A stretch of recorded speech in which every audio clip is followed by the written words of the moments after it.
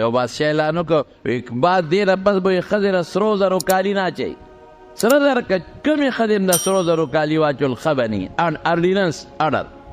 ښځې سره کم ځای پرېږدي چې بل اوس ګوري اوس ښځې بنګړې چولې دي نتکې متکې ګوري لوڼو اچولې دي وزیرانو ښځې چې کوم ګوري وایي ما خو اډر کړی دی اوس د ټولو وزیرانو مشیرانو اسمبلی ممبرانو د ښځې بچي لوڼه انګیندې چې څومره دي خوردا خورده ټولو سره زرې کالي چا سره به جګړه کې اوس کم کم به جیل تا چې اوس خبره سخت دی خو انقلاب درته جوړېږي بادشاه نه دي ګوزئ میټینګ یې راووښتوي ما اډر کړې ده ما خبره ولې نه منلې کېږي زیب ستا کور کې منلې کېږي موږ په ښځو ډبې وزیران خو بیا په ښځو کمزوري مې خفه کېږي ما موږ په ښځو ډبې موږ ویلی شو ورته موږ لور ته ویلی شو چې مه کوه تا کور کې نه دي څه وکړو صاحب دا حکم دی واپس واله د دې څوک عمل نه کوي وی نه دا خو زما بېعزتي ده چې خپل حکم واپس والم نو چې حکم واپس نالې نو عمل پې نه کېږي جنجال جوړ دی موږ خو نشو ویلی اوس به د خپله ښځه جیل کې اچوم زما خبره نه منې لور به جیل کې اچوم زما خبره نه منې یا به کور چې جګړه جوړېږي څه به کوم وی زه خو اډر خپل واپس نالم دا خو زما بېعزتي را یو وزیر صاحب ډېر هوښیار وی صاحب زه د یو چل ښیم ته خامخا دا سرو کالي بندول غواړې وی یو نو که ته داسې وی چې کالي ما چوی نه بندېږي حکمت ورته اوستی وی دا اعلان وکړه چې کومه ښځه ښکلي نو اسم ولا الله حسن ورکړی دی خشته مخ خشته ساخت او خشته ډیزاین ولا خدای ورکړی دی د هغې کالو ته ساجت دی هغه دی نه اچوي او چې کومه بدرنګۍ نو خیر دی کا پې ځان ډولې کوي نو کالي دی واچوي ښځه ځان ته بدرنګه چاته وایي هره یوه وایي چې د جنت حوره غوزې یم هره یو وایي چې ښایسته غوزې وایي ښایسته ښځه به نه اچي پابندي شوه او چې کومه بدرنګه دې ډولې نو په کالو ځان ډولې کې هغه دی واچوي بس ټولو کالي پرېښودل ښځه وایي چې زه بدرنګه یم هغه اډر چلو که چې چا چولي دا بدرنګه ګوره که برابر نه ده که ګوره داسې ده ټولو کالي پرېښودل دې ته حکمت وایي د دین دعوت هم چې چاله ورکې د حکمت مطابق به ورکې دین کې مداهنت په نه کې ګورئ د حکمت دا معنا نه ده چې حق نه بیانوه د حکمت دا معنا ده چې حق پټوه دې ته مداهنت فی الدین وي دا بیا ګناه ده حق به نه پټوې حق به بیانې یو سړی عقیده خرابه ده ویلی شي ورته یو سړی عمل خراب دی اخلاق یې خراب دي خو طریقه یعنی اصل دین کې به اس قسمه گنجائش نه پرېږدی به بیانې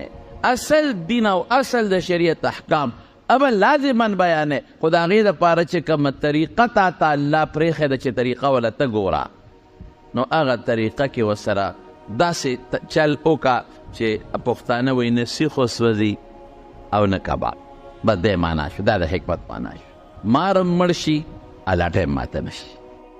نو ابراهیم علیه السلام څونه ښکلې خبره کوي اوس چې کوم عالم کوم انسان قرآن ښایي دا هم د پیغمبر په مشن دی او چې کوم بیا حکمت ښایي نو څوک حکمت نه سنت مخلي ما ووایي تاسو ستاسو د پوهې دپاره اسانه خبره مې وکړه ګورې دې کې مونږ طالبانو ته ډېر اوږدې خبرې کوو ویزکیهم او داسې پیغمبر الله پیدا که چې د دې خلقو دننه باطن صفا کړي تزکیه د باطن عقیدې سره هم تزکیه د باطن راځي پټ شی دی او اخلاق علم الاخلاق یا د تصوف کې دا زمونږ نیکان صالحان بزرگان خلقو ته ذکرونه اذکار ښایي دې سره هم باطن صفا کېږي زړو سره بالکل رسول الله مبارک فرمایي چې د زړه زنګ کېږي او د زړه صفایي د الله په ذکر کېږي څنګه به چې غواړي قرآن به لولي ایتونه به لولي اب خلک به پې پیږي په قرآن حکمت به ښایي او ورسره به د خلکو د دننه زړه او د باطن د دماغو صفایي به راولي دا کار چې څوک کوي دا د رسول الله مبارک په مشن او په طریقه روان بیت الله جوړ شو داسې بیت الله جوړ شو چکر یې تېو طواف یې تېو که چې د هغې دوه دروازې وې او دواړه ځمکې سره پیوست وې په یو به خلک ننوتل په بل به وتل چت پې نو داسې بیت الله جوړ چت پې نو د ابراهیم علیه السلام دغه بیت الله چې اسماعیل علیه السلام جوړ په قرآن شریف کې الله د دې ذکر کړی دی دا څه موده و د هغې نه پس دا روان شو زمانه تېرېږي خامخا هغه زمانه کې اوس سیمټ هم نو ماربل هم نه وې او دا وادي دی یو خوا غر دی بل خوا غر د غرونو منځ کې چې سیلاب راشي په دې به راته نو بیا روان شو نو بیا یو قوم د عمالقه هغوی جوړ کړه د هغې نه پس بیا جرهم قبیله و هغوی جوړ کړو د هغې نه پس بیا بله قبیله و قصی هغې جوړ کړو د هغې نه پس بیا قریشو جوړ او قریشو چې کله جوړو نو دغه وخت کې نبی کریم صلی الله علیه وسلم لا پیغمبر شوی نو نبوت نو میلاو شوی تاریخ ما د پیغمبر علیه السلام مبارک د سیرت په بیان کې تاسو ته ویلی دی درته نه وی صرف دومره ویم چې هغې کله جوړو نو په حجر اسود جګړه جوړه شوه د یو قوم مشر وی زه به اکدم د بل قوم مشر وی زه به اکدم د بل قوم مشر وی زه به اکدم دومره جګړه جوړه شوه چې یو بل پسې پام سیدل او هغې چې به قسم خوړه نو سخت قسم به یې دو چې وینه به یې راوړه په هغې کې به یې لاس ومنډل د هر قوم مشر وینه راوړه په لوښي کې لاس یې پکې ومنډه دې کې به دې ته اشاره و چې ما په وینه کې لاس دا دې ګنده کړی دی وینې به تویم خپلې ما پردیم خو دا کار به کوم لوی جنګ جوړ شو اخره کې بعد مشران هغې وی ګورې جګړه مه کوئ نه یو زه اکدم زه وی ښه سار وختي دی چې جومات ته څوک راغی اختیار به هغه لور بس فیصله په دې شو نو څوکیداران یې کېنول نو سار وختي لومبې جومات ته محمد مصطفی صلی الله علیه وسلم راغی لا پیغمبري نه رمیله نو د حضور پاک به خلکو ډېر قدر کو خیال به یې ساته ټولو چغې کړې جاء الامین جاء الامین د نبوت نه مخکې به ورته خلکو امین وی امانتګر ډېر خیال به یې خلکو ساته ډېر قدر به یې کو وی هغه امانتګر راغی نو حضور پاک دونه هوښیار و چې ټول مشران یې راغونډ کړل او یو څادر راوړی نو څادر یې راوړه هغې په ځمکه خور کو نو په خپلو مبارکو لاس وی حجر اسود راواغېږدو په څادر کې یې کېښود او سردارانو ته وی څادر پلو نه ونیسئ اوچت کې د ټولو به پکې حصه وشي نو ټولو ګوټونه او پلو نه ونیول څادر یې اوچت که نو چې اوچت یې که نو رسول الله مبارک هغه حجر اسود په خپلو مبارکو لاسو راواغېسته او په هغه مشرقي ګوټ کې کېښود څونه هوښیاره فیصله ده ټول خوشحاله شو قسمونه هم خوړلي دي بس اوچت هم که زمونږ پکې حصه راله او دا کار الله د خپل مبارک پیغمبر نه واغېست نو حجر اسود د انسان د سر عمره تقریبا یو کاڼی او حدیثو کې راځي چې دا د کان اشد من اللبن د سپیو نه تک سپینو زیات د پیو نه سپینو سودته خطایا بني آدم د بني آدمو ګناهونو تور کړی دی چې سړی ورته مخامخ ودرېږي او استلام ورته کوي نو ځان ته دا ګناه راکاږي لکه مقناطیس یې ځان ته اوسپنه راکاږي تر دې حده پورې رسول الله صلی الله علیه وسلم فرمای ویره دې حجر اسود به د قیامت په ورځ باندې سترګې نظر به پرې کوي د ده بس ژبه خبرې به پرې کوي او چې چا د استلام کړی دی په صحیح طریقه په حقه دا د خدای د رضا دپاره د بوتانو په طریقه نه د پیغمبر په نقش قدم د هغه په ښودلې شوې طریقه نو دا حجر اسود به د قیامت پر ورځ د خدای په دربار کې هغه له سفارش او ګوی به کوي او یو حدیث کې راځي چې الحجر الاسود یمین الله فی الارض چې دا حجر اسود په مخ د ځمکه داسې دی په دې ځمکه کې داسې فرض که لکه د خدای لاس چې پروت دی د خدای خدای زمونږ په شان لاسونه نشته دی چې زمونږ په شان پنځه ګوتې وي خو د الله شان سره چې څنګه مناسب وي هغسې به خو دا یو تشبیه ورکوي یعنې دا یو مثال ورکوي چې لکه حجر اسود د دې لاس یوړو داسې زړه کې راوه لکه چې ما رب العالمین له لاس یوړو چې دا مې ښکل که لکه چې د پروردګار لاس مبارک مې ښکل کړی وي دې وجې نه زه خلکو ته ویم هلته خلک زور لګوي په حجر اسود په ښکلولو باندې یو بیړه یو ټیلې ښځې د سړو نه مخکې کېږي او سړي د ښځو نه مخکې کېږي دومره زور لګوي چې ګناه پکې د خلکو نه قسم په خدای وشي ځکه چې ټیل کې او بل مسلمان له دیکا ورکې ضرر دی لا ضرر ولا ضرر بل مسلمان ته به ضرر نه رسې المسلم من سلم المسلمون من لسانه و یده په جبه او په لاس به مسلمان ته ضرر نه رسې نو یو خو مسلمان ته ضرر نمبر 1 نمبر 2 ښځې بیا پکې راشي هغه ښځې م زور لګوي ته خپله سوچ وکړه چې په یو ځای باندې ښځې او سړي ګډ وي او یو ځای له ځان رسوي یو به سره جنګېږي او که نه جنګېږي بلکل د ښځې او سړي وجود داسې جخت یو بل سره وجنګېږي، جخت یو بل سره داسې جخت قسم دی زه درته نشم ویلی بېادبي دې معافي حیا راله یو بل سره جخت دا وجودونه جنګېدلې. ښځه هم زور لګوي چې حجر اسود ته ځان ورسو او سړی هم زور لګوي چې حجر اسود ته ځان ورسو. د ښځې نه لوپټال ته پروتې سر ویښتې ببري او چې ګیره شي چغې وباسي بیا ښځې داسې چغې وباسي داسې چغې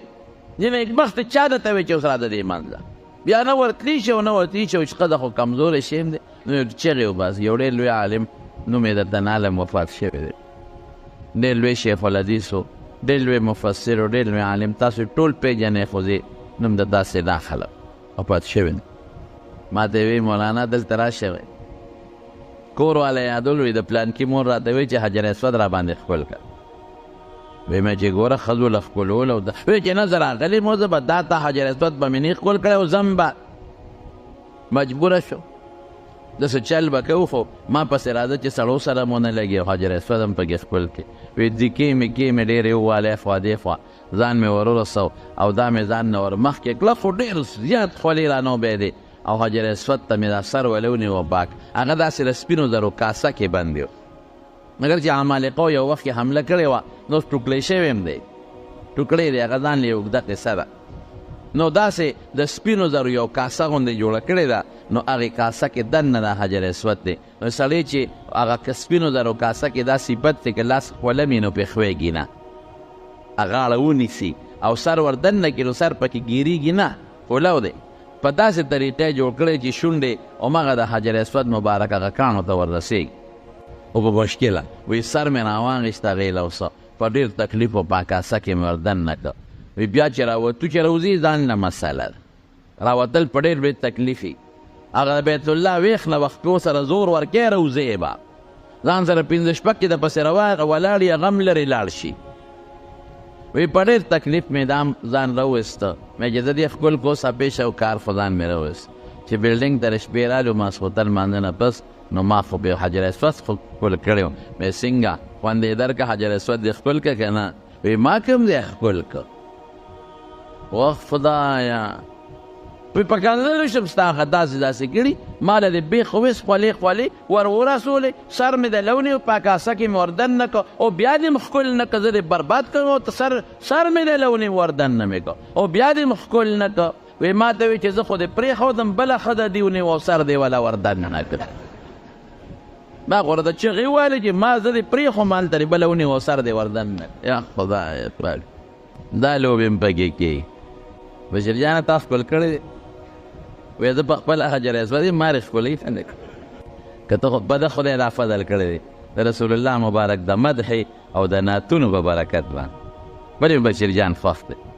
د پیغمبر مبارک د مدح او د نعتونو د برکت نه بې دا فضل خدای وکړو په غریبۍ کې په الله یو کس مهربانه که زما د ماما زوی دی هغه او خدای بیت الله له بوته عمره یې وکړه خدای د سترګو قدم راکړي چې روضې لپیزه د سترګو قدم راکړي ګورې ښه د سترګو نظر نه داسې کله کله بل شان وي لکه سترګو نظر چې څنګه یو ځای باندې تیز لګي دقسې قدم راکړي چې هغسې قدم کې جست اوخته او خدای پاک ور ورسي سړو ته جنت ګټل ګران دی او زنانو ته جنت ګټل ډېر په اسانه دی بس ټیک ده د حضرت ام سلمې رضی الله تعالی عنها د رسول الله صلی الله علیه وسلم نه تپوس وکړو وی زه طواف کوم خو بیمار یم وی توفی من ورای الناس وانت راکبه وی د خلکو نه شاته طواف وکړه په سورلی وکړه خیر او امهات المؤمنین بیبیانې وه چې کله بیت الله ته دننه ننوتېدې سړو سره یو ځای نه انتظار به وکړو چې سړي به راووتل بیا به ور دننه شي نو حجر اسود زه خلکو ته وایم چې لاول خو شریعت دا دی که چاته ضرر نی ښځو سره ټیل پیل نی نو ښکل کا او که نشي ښکلولی نو د لرې ځای نه لاس والا یو څه ښکل کا که دا هم ګرانئ نو د لرې ځای نه یو کونټی والا یو څه هغه ښکل کا که دا هم نی د لرې ځای نه لاسونه ورته مخامخ د استعلام شي لکې راوله لکه چې ما په حجر اسود د پاسه یې ښودلې وي نو چې دا څوک وکړي او د الله د رضا لپاره او په دین توحید باندې مشرک نی منافق نی نو قیامت پر ورځ دا حجر اسود به جبی او سترګې به دې انسان له به ګوی کوي نو زه یم چې رسول الله مبارک فرمایي داسې ده لکه د خدای لاس داسې ده ګورې ښکل نو چې د خدای لاس ښکل کړي نو نسوار به پکې بیا چې سګرټ به پې بیا څکې چیلم به پرې خوله بیا څکې کنځل به پې بیا کې بدرت به پې بیا وې د خلکو مور خور به پې بیا کنځې بیا د دې خولې لږ احتیاط وکړه دا خوله پاکه شوه دا حجر اسود سره جنګېده د دې خوله لږ احتیاط وکړه د دې لږ خیال وساته اسم کنځل سپکه بده دا ګناه ده دا جرم دی نو حجر اسود پکې کېښود طواف هم دغه دی نه شروع کېږي او په دغه دی خلاصېږي نو چې کله بیت الله یې جوړاو نو قریشو ورسره دا چل وکړو چې دروازې اوچته کړه اوس د دروازې لاندې درشل دومره اوچته ده چې بنده لاس اوچت کي داسې یو ډیپه ده په هغه ډیپه چې ودرېږي او بیا هم لاس اوچت کې زه چې لاس اوچت کړم مثلا نو دا دغه د لاس دا پنجې ورته رسېږي دا ګوتې دا ورته رسېږي دونه لاندې درشل اوچته ده نو دوی ولې لاندې دروازه اوچته کړه د دې د افوا خو مسلم شریف کې حدیث بخاري شریف کې شته چې څوک هم خوښ یې به داخله و چې څوک هم نه خوښ نه به داخله او چې ځمکې سره پیوسي نو بیا خو نږدې ډېر سړی ور دننه کېدی شي او دروازه یې موله یوه کړه قریش او حلال مال ورسره کم و نو حتویم د بیت الله ایسه د هغې دې بار کړه لږ غوندې دی حتویم هغې دې بار دا چل یو د رسول الله صلی الله علیه وسلم د زمانې نه پس عبدالله ابن زبیر رضی الله تعالی عنه هغه په بیت الله شریف کې د خلافت او د بادشاه دعوا وکړه چې د بادشاه دعوا وکړه عبدالله ابن زبیر نو د عایشې صدیقې نه یو حدیث یې اورېدلی و د حضرت عایشې صدیقې نه معلومات اخیستل ترور وه د مور خورې وه د بیبي اسما وی ترور د بیت الله متعلق درته حضور پاک مبارک څه فرمایلی وی رسول الله مبارک ما ته فرمایلی و چې زړه مې غواړي چې بیت الله کې 3 قسمه ترمیمات وکړم خو یریږم دا قوم نه وي د کفر نه راغلي مسلمانان شو یریږم للی سره نشي وی به چې زموږ د پلار نیکه دین هم ختم کړه او د پلار نیکه هغه بیت الله هم راله جوړ ورانی نو په دې یریږم یعنې 3 ترمیمات مې له غواړي یو دا ترمیم چې دا وسپړم او دا دروازه د ځمکې ویښ سره یو ځای کړم اوس وله پوړی راوړي نو په پوړو ورته ودري بادشاهان او دا چې څوک ورنه په هغې ورنه دروازه به ویښ لا یوسم او دویم دا چې 2 دروازې به کم په یو به خلک وردننه کېږي په بل به وځي چې بیړه نه جوړې او دریم دا چې حتویم یې بار پرېښې دا او پکې را دننه کړم دا د بیت الله حصه ده دا 3 ترمیمات مې غواړي ابراهیم علیه السلام په دغه طریقه جوړ کړی عبدالله ابن زبیر وی ښه رسول الله مبارک داسې فرمایلی دی بیا نو بس خو د مکې باچاو بیت الله وسپړل او چې څنګه یې وسپړل نو همقسې که 2 دروازې یې کړې یو مشرقي طرف ته یو مغربي طرف او دواړه ځمکې سره پیوست کړې حتویم هم پکې را دننه کړه حتویم او بلې دا ترمیم پکې وکړه چې څه ورته وایي دروازې هم 2 کړې دروازې ځمکې سره پیوست هم کړې او حتویم را دننه دا 3 ترمیمات یې وکړو بیا د عبدالملک ابن مروان زمانه د یزید نه پس نو عبدالملک ابن مروان حجاج ابن یوسف راولېږه او په عبدالله ابن زبیر حمله وکړه نو هغې شهید کړ نو چې شهید یې کړه نو عبدالملک ابن مروان ته حجاج غلطه خبره وکړه وی ګوره د پیغمبر علیه السلام د زمانې د قریشو هغه بیت الله هم روان کړی دی څنګه چل وکړم واپس یې په هغه طریقه جوړ کړم نو عبدالملک ابن مروان دوی او بلکل یې جوړ نو حجاج ابن یوسف هغه بیت الله شریف روان کړ او قریشو چې په کومه طریقه جوړ کړو په هغه طریقه که دا اوس څنګه دی بیا وله دروازه یوه کړه اوچته یې کړه حتویم هم ترې بار وویست بیا څه موده پس عبدالملک ابن مروان حج ته راغی نو بیت الله یې وکتل نو چا ورته وی چې یو غلطي دنه شوې ده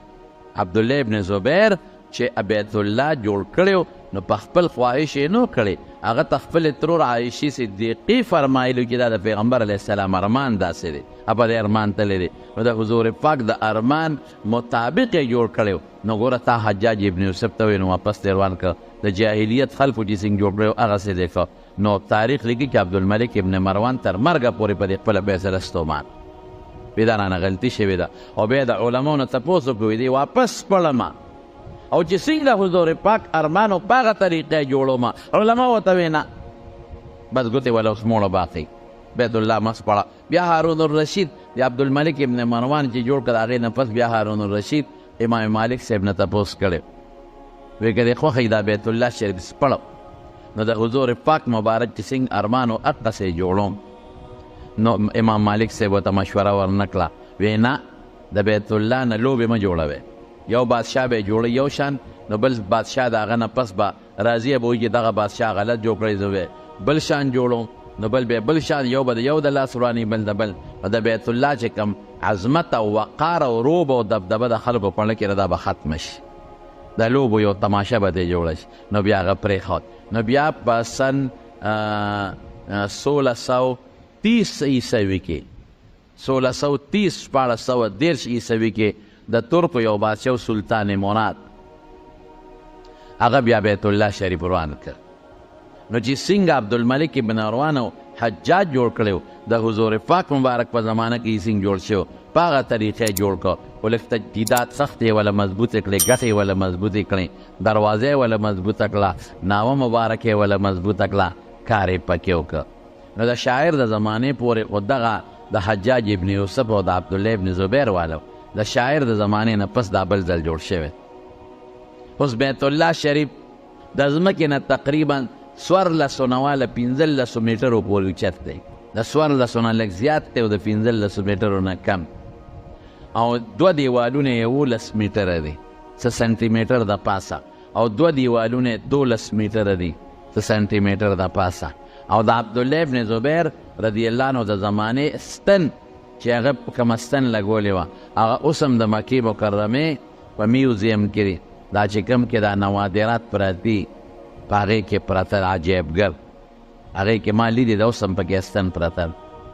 زړې ناوې پکې پرتې دي د بیت الله شریف زړې دروازې پکې پرتې دي د غلاف ټوکړې پکې پرتې دي او د زړې زمانې ګړۍ پکې پرتې دي چې هغې به په کومه طریقه ګړۍ جوړه کړې او منځونه به یې پرې کول د مقام ابراهیم چې کوم ویښونه او زاړه پکې پراته دي دا په عجیبګر کې پراته دي د رابطې اسلامیه دفتر نه لږ مخکې چې کوم ځای غلاف مبارک جوړېږي هغې سره دیوان په دیوان دا عجیبګر خلک ځي تماشې خلک کوي نو دا بیت الله شریف اوس د سعودي حکومت هم پکې ډېر کار کړی دی دوی پکې دننه دویم چت جوړ کړی او دننه یې شین تیل پکې لګولی او 3 ستنې دي پکې او دننه یې پکې دروازه کړې د بره چت ته پې خلک خیږي او کال په کال ونه غلاف بدلوي او وینځي یې د ګلاب په اوبو باندې او په خوشبویو باندې صفا کوي او دروازه باندې سره زر لګولی دي او غلاف مبارک باندې چې کوم لیکل کړي دي بعضې لیکل نو د سرو زرو په تارې لیکل کړي دي او ناوه مبارک هم د سرو زرو نه جوړه کړې او پشتیانې یې ورته جوړې کړي بهر کې زما وروڼو دروازې مبارک سره خوا کې یو ځای هغې ته مقام جبریل وایي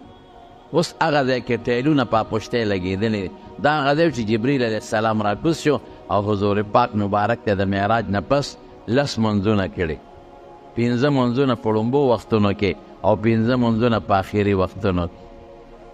دا بیت الله شریف زمونږ د دین مرکز دی وروڼو د دین مونږ چې څومره منځونه کوو د مونږ دلته چې ولاړ یو مونږ څه وایو مخ مې د کعبې شریفې په طرف کړه مخ مې د کعبې شریف په لور هر ځای کې چې ولاړ قصدن به د بیت الله نه بل طرف ته سینه نه اړئ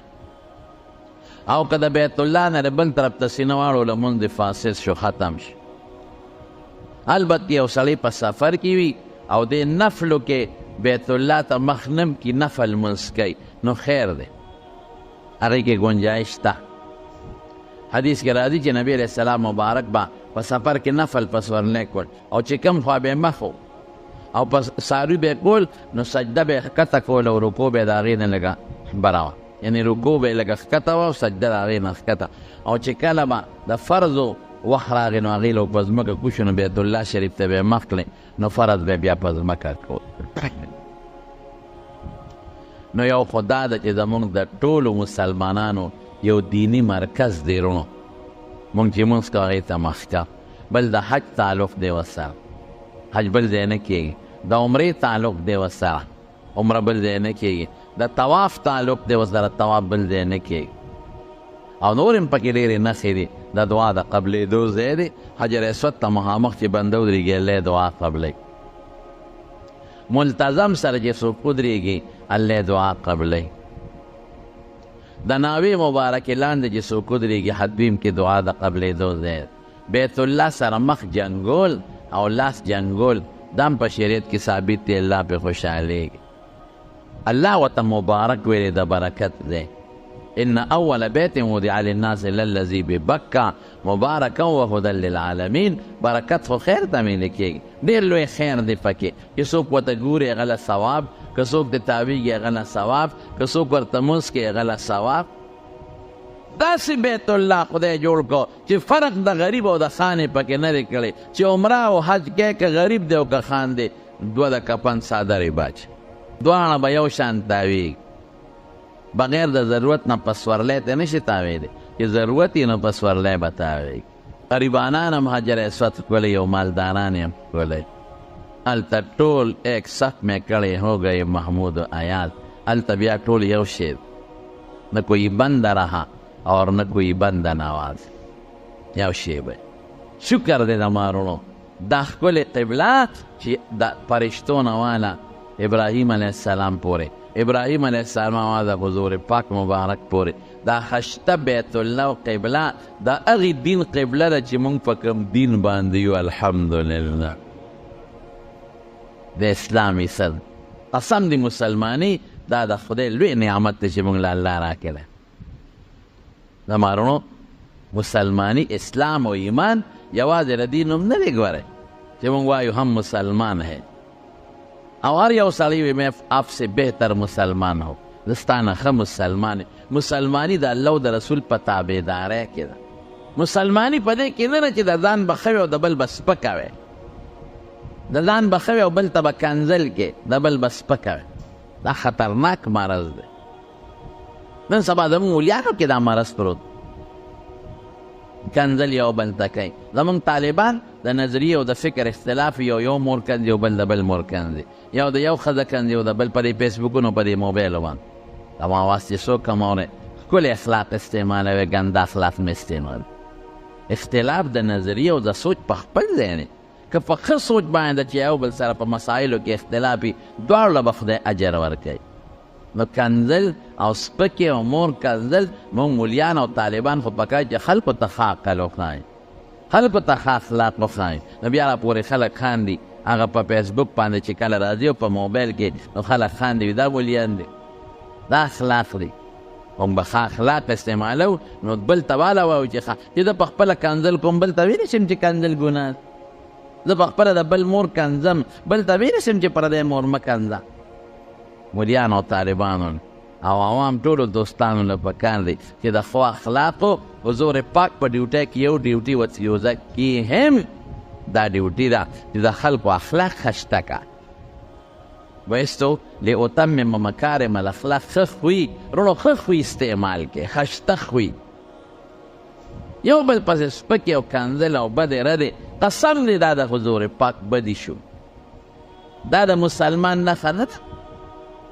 مسلمان بخیره پخنی، فاحش بنی، لعان بنی، فاحش بنی. دا د مسلمان صفت نه دی، دا خو د کافر او د منافقینو صفت دی. دا د ابراهیم علیه السلام د بیت الله د تعمیر متعلق یو څو خبرې ورو همې درته بیان. او د ابراهیم علیه السلام متعلق څه بعضې ضروري د دې میاشتې ذوالحجې په مناسبت به انشاءالله العزیز که موقع وه نو بله جمعه به درته بیان کړم. دعا وکړئ یا الله هغه ښکلی دین چې موږ له تا راکړی دی د ابراهیم علیه السلام په لاره او د پیغمبرانو په لاره او زموږ ښکلي مبارک پیغمبر بیا موږ له خوښ کړی دی چې هغه اسلام دین دی. خدای په دې دین زموږ ژوند او زموږ مرګ نصیب وګرځولی.